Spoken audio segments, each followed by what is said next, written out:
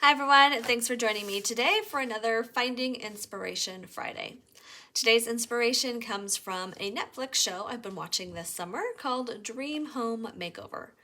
On one of the episodes, they were designing a wine room slash kind of sitting room area, and she was wanting to create what she called a moody color palette. Dark green walls and drapes, and warm woods and leather tones. It was a very rich look, but it also was very comfortable looking. I like the description of the color palette, dark and moody or moody vibes. So I took some screenshots of the room and created a color palette from those pictures. Now, just be aware that the picture quality isn't as nice as what you see on the TV. So some of the greens actually look blue, but the walls are actually a very dark, kind of bluish green color. And then I love that chartreuse couch. It just really pops against the dark walls. And then see the leather chairs and the wood coffered ceilings, all these warm, rich tones. There are also some golden tones, and you can't see on the pictures, but there are some like purple throw pillows that I thought were really fun. So I wasn't sure first what book or page I wanted with this color palette, but I think Tales from the Forest Kingdom by Hannah Carlson seemed to be a great fit for these earthy shades. I'll be coloring in this page and working mostly with Derwent Inktense. So these are the colors I felt best matched with the color palette. I have iron green, green aquamarine, fern, baked earth, red oxide, dusky purple, and mustard. I like this page because it brings together a lot of the characters you find throughout the book. And obviously I want my color palette to be the more dominant of the colors. But with all these characters, they kind of have their own color palette. So hopefully they won't overpower my moody vibe. I'm hoping to incorporate some of these colors inside their, clothes or accessories. So hopefully it will look cohesive. All right, and for my videos, I do some real-time coloring, I do speed coloring or coloring off camera, but I always try to explain what I'm doing, and that way I can show you the finished page at the end. All right, let's get started. First thing I'm going to do is add a ground line about 1 inch up from the bottom. This will give this flat space some depth. I'm using Derwent Inktense for the background and base of most everything. The ground is going to be iron green with a light layer of ink black on top just to deepen that color.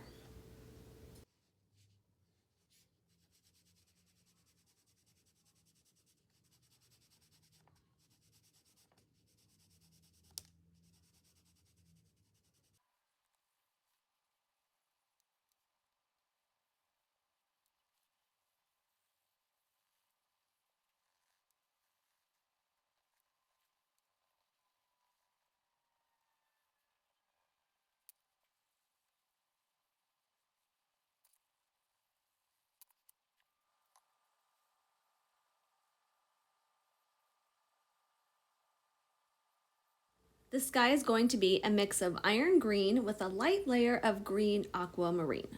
I'm trying to do darker on the bottom, top, and the edges, keeping the middle the lightest.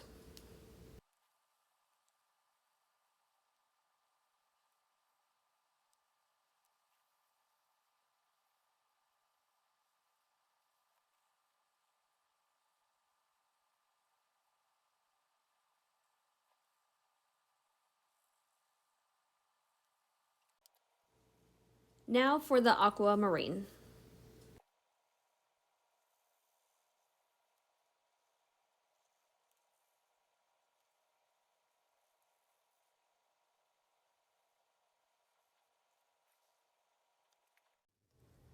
All right, both sides are done, and now for the water. So I have 2 different brush sizes, a larger flat one and a smaller pointed one. I'm gonna work with the larger one first, and I'm not gonna worry too much about getting right next to the image line. I can always come back with a smaller brush and, get into those tight areas. And I can always add more color if needed later on.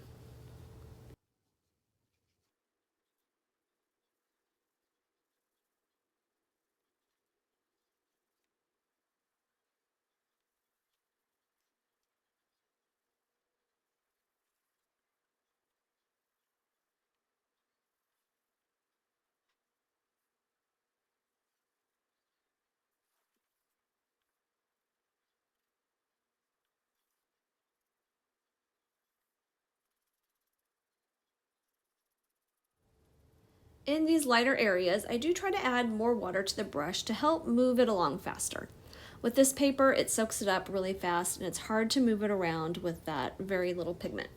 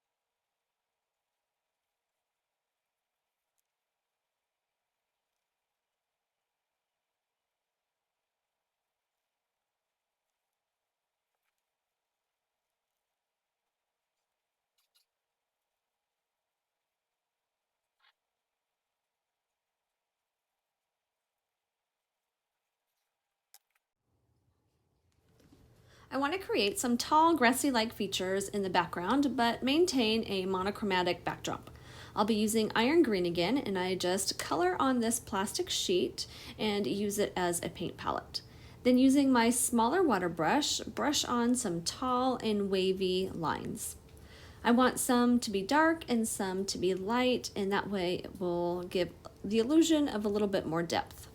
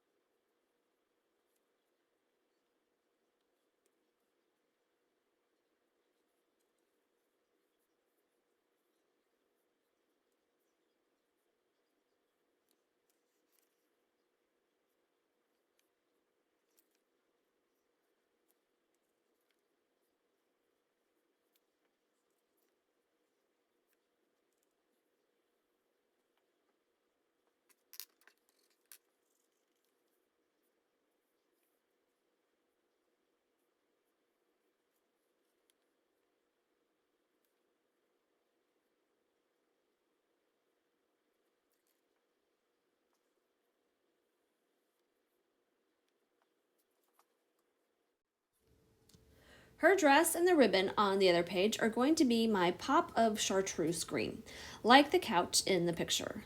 This green is called Fern. Coloring a little heavy in these creases and then lighting up the pressure to create different, variations of color.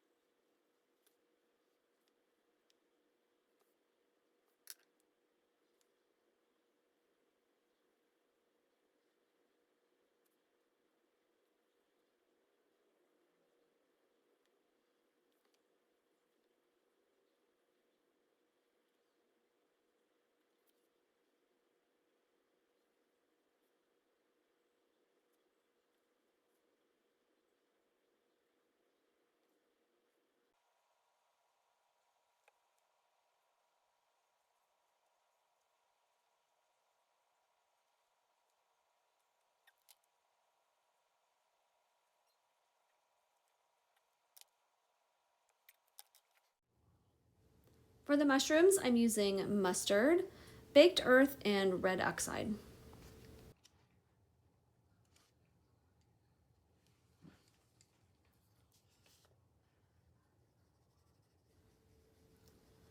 Mustard will go on top as the lightest color.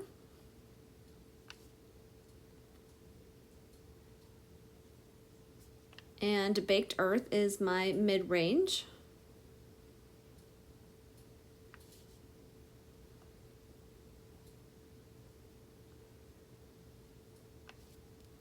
And red oxide is going to be the darkest, deepest color.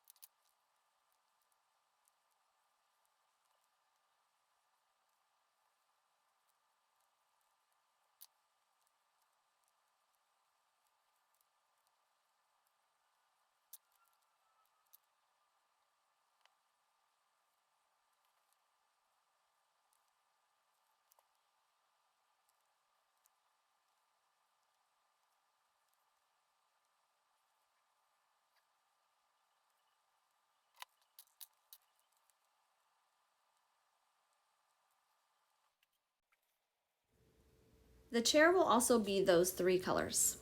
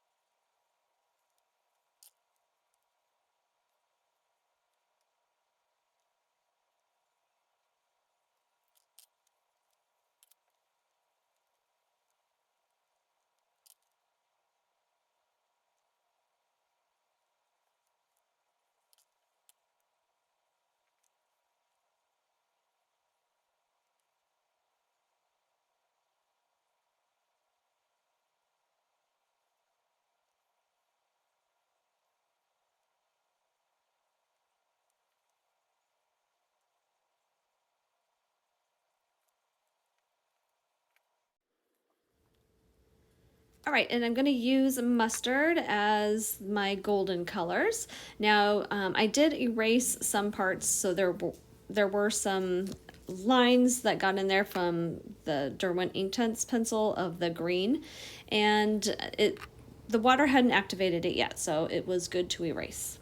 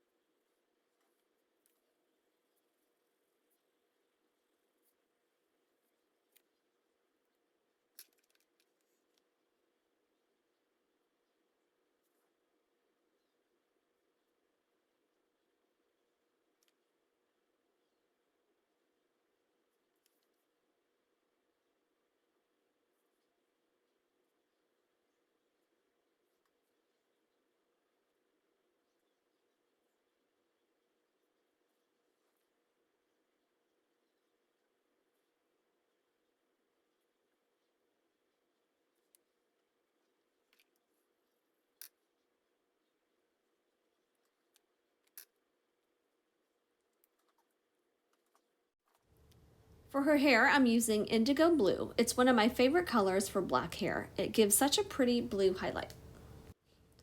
I'm using it really lightly, just a little bit heavier pressure in some of these shadow areas, and I'll come back over with color pencil to finish it off.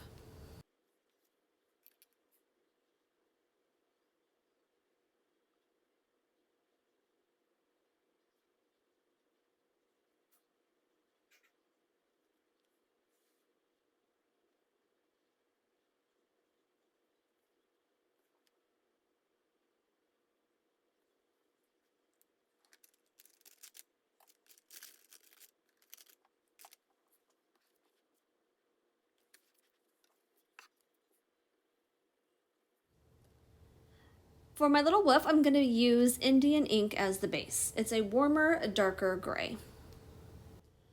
Following the way the fur lines run will help with a more natural texture.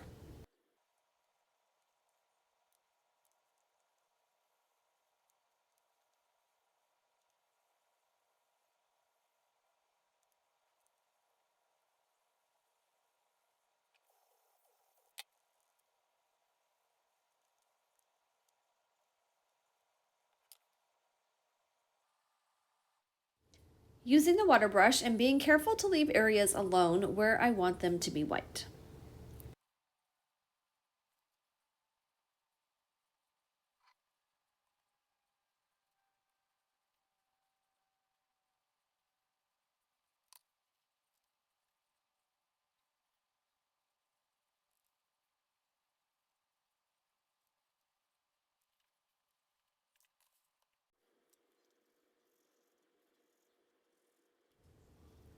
For her skin, I'm using a Ohuhu water-based marker and a Tombow brush marker.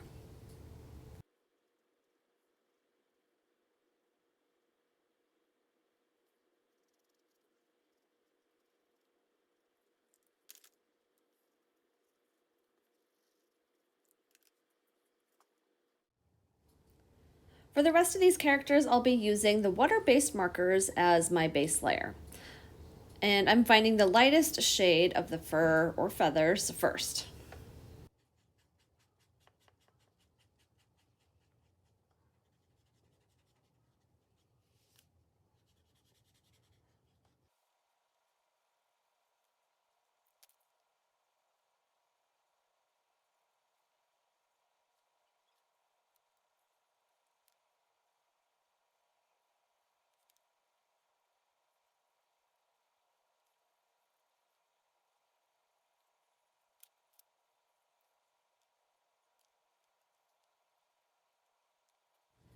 The bunny I want to look white, but I need to add some shading. So I'm going to shade with this light kind of grayish green color.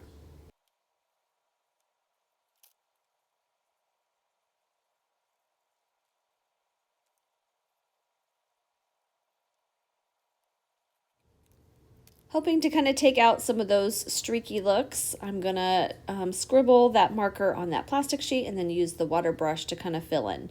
It makes it really, really light, but on the other hand, it helps kind of blend in those darker streaks.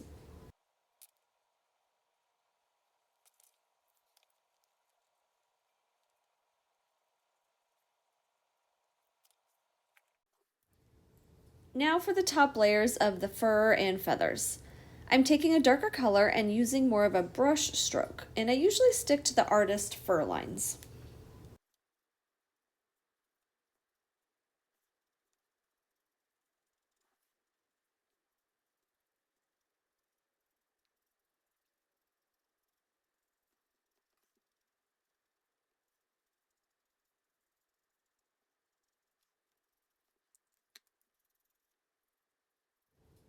All right, and then taking that lighter shade, that first color I did, or in this case, I guess the second color, and just going over that, kind of blending those so we don't have that harsh line of the darker color. And it just kind of helps blend it in.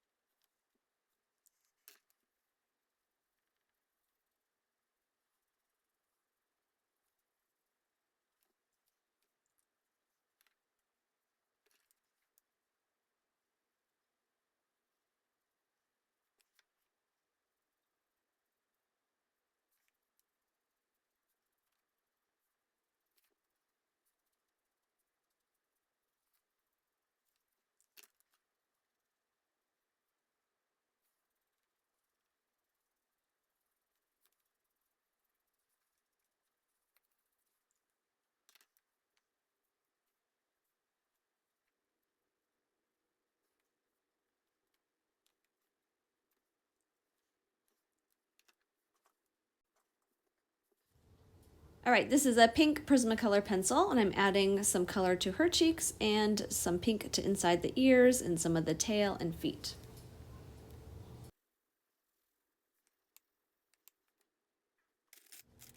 All right, the bird's feathers, I want to kind of fade into that light pink. So they start kind of that darker gray color with the marker, and then I have this purple shade, light purple, and then it's gonna fade into that pink. So that purple is just gonna help bridge that gap between that dark gray and then the very light pink.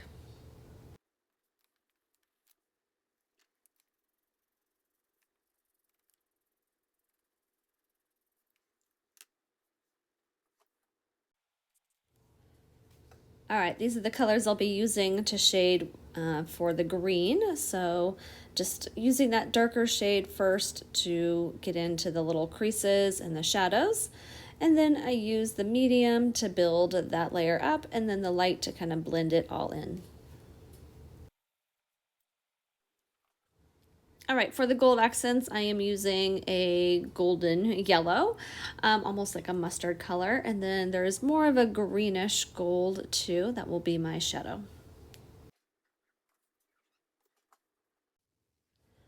All right, for the ladybug and the mushrooms that are these three colors, I'm gonna start with a darker shade. And again, just kind of smoothing out that Derwent Inktense. Yeah, just starting heavy pressure and then lightening up the pressure into that medium shade, and then taking that medium shade and then working that in. Oh, and I also use the dark for the shadow under these little spots too.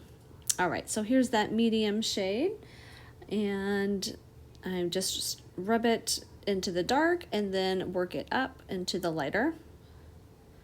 Going lighter pressure as I work up into that more yellow shade.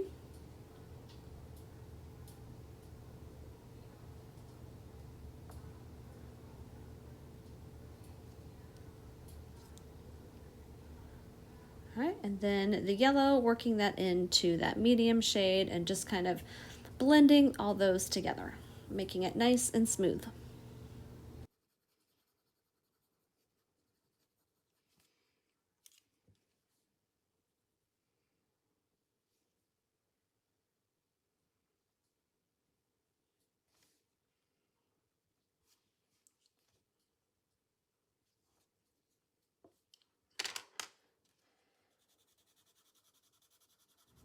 And then to smooth it out even more, you can take a burnishing or a colorless blender and blend that together.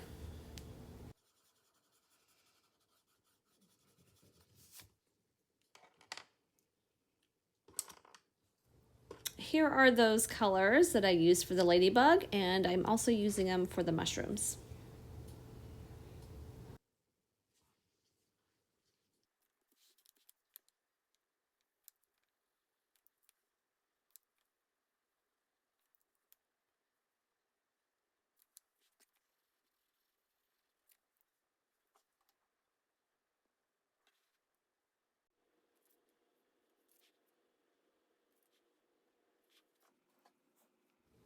All right, mushrooms are all done. Now moving on to the hair. I'm using a dark blue, a medium blue, and a light blue.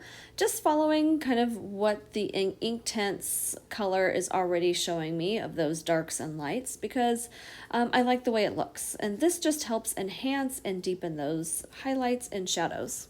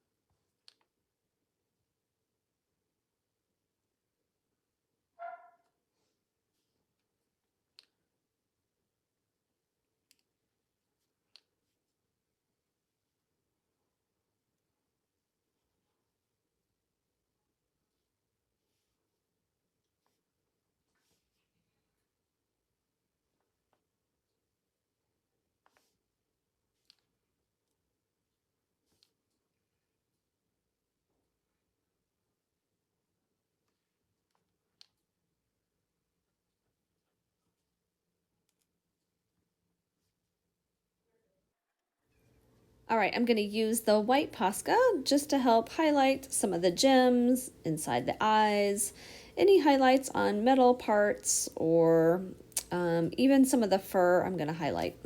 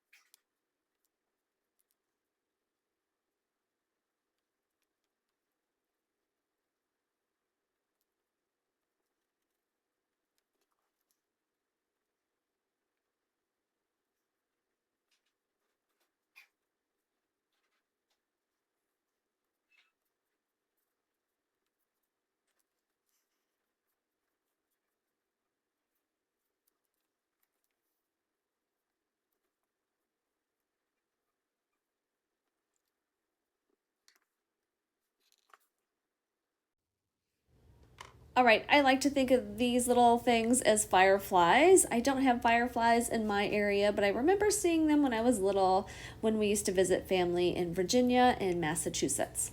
And I love them and the ambiance it gives in pictures.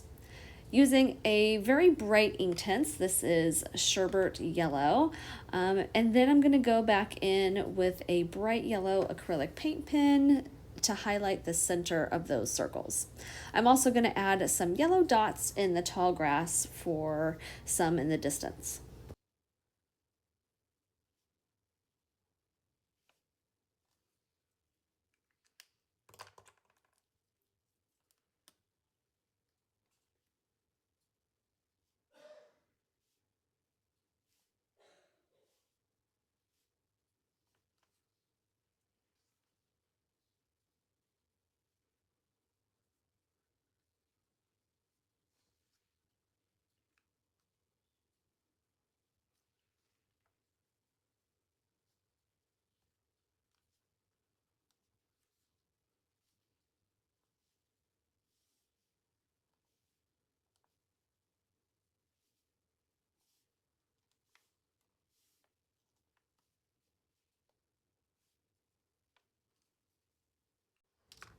All right, now going in for those extra bonus points, I'm adding some gold acrylic paint to all the gold things. So this is Deco Art, Dazzling Metallics, Splendid Gold, and just taking a small, very small paintbrush, and I'm not necessarily going to cover every single surface of the gold things, but just brushing on a little bit here and there will add a nice shine.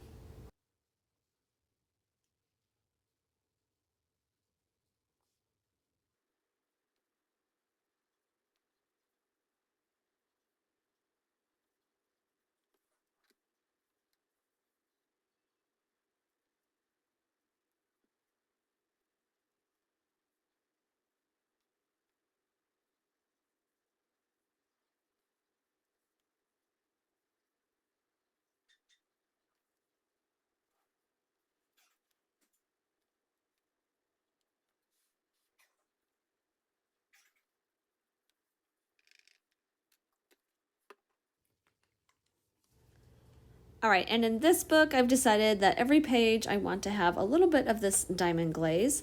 So I'm going to be covering up these gems to give them that glossy, shiny look.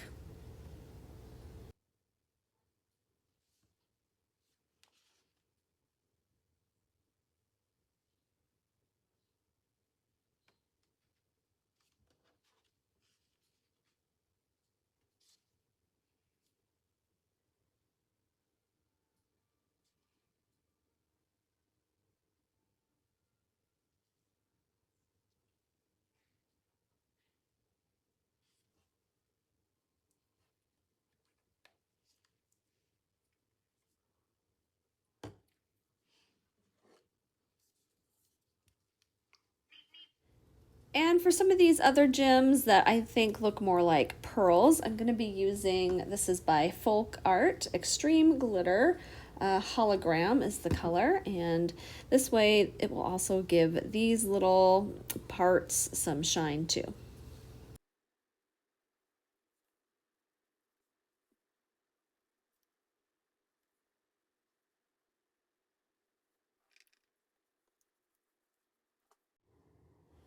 Okay, here is the outcome of all that shiny stuff.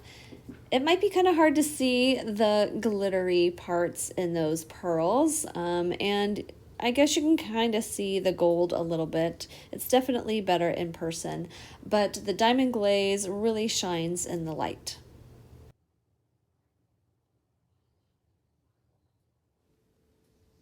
All right, and my final thoughts. I feel like I still struggle with the Inktense on a large scale. In my head, I think I visualize more of a smooth look and not so textured. I was hoping that by adding that tall grass, it would break that up. I do love the grass, and I would say I really like the bottom like 2/3 of the page, but this top is still too streaky. I love the Moody color palette. I think all the colors look great together, and I do find that there is like this little meeting of characters going on deep in the forest. All right, that is it for your Finding Inspiration Friday.